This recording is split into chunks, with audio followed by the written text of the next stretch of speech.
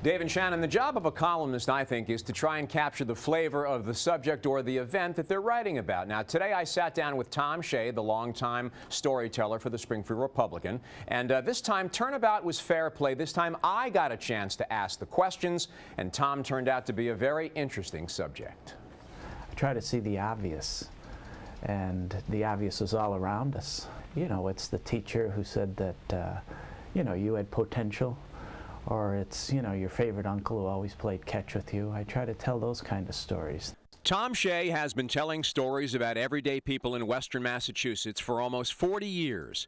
From humble beginnings as a sports writer for the Springfield newspapers to one of the most trusted voices in local journalism, Tom has been telling our stories, stories of our neighbors and friends, everyday people who perform great deeds in the shadows, every day in every neighborhood from Athol to Agawam. A lot of times these people are just incredibly inspiring. Just sitting there talking to them, you know, sharing stories. I mean, that's regardless of all the new, you know, ways we communicate, it's still just telling stories, right? Whether you're twittering somebody or you're finding something online, I mean, it's still the story, and we all have our stories. Strolling through Tom's home today, it was hard to miss the fabric of his life, from a photo of Bobby Kennedy to the sash he wore as the Grand Marshal of the St. Patrick's Day Parade.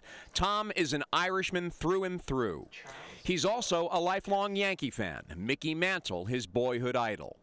And then there's his music, rows and rows of music. He's written extensively about famous and not-so-famous musicians. Bob Dylan listed among his all-time favorites. That's what I still love about him. And he's also a baseball fan. Once he was inducted into a Songwriters Hall of Fame, and when the interviewer asked him, how did it feel?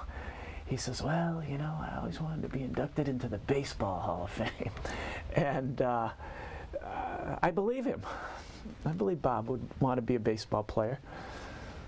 Who wouldn't? All right, that is young Tom Shea wearing Our Lady of Hope baseball uniform when he was 10 years old, many, many years ago. Now, a few years ago, after years of reading Tom Shea's column, we were lucky enough to be the subject, and we got the star treatment from Tom when we did our series on the 40th anniversary of 1968. It was a big thrill for us, just as it is for thousands of our neighbors who Tom has touched over the years every Sunday morning in the Springfield Republican.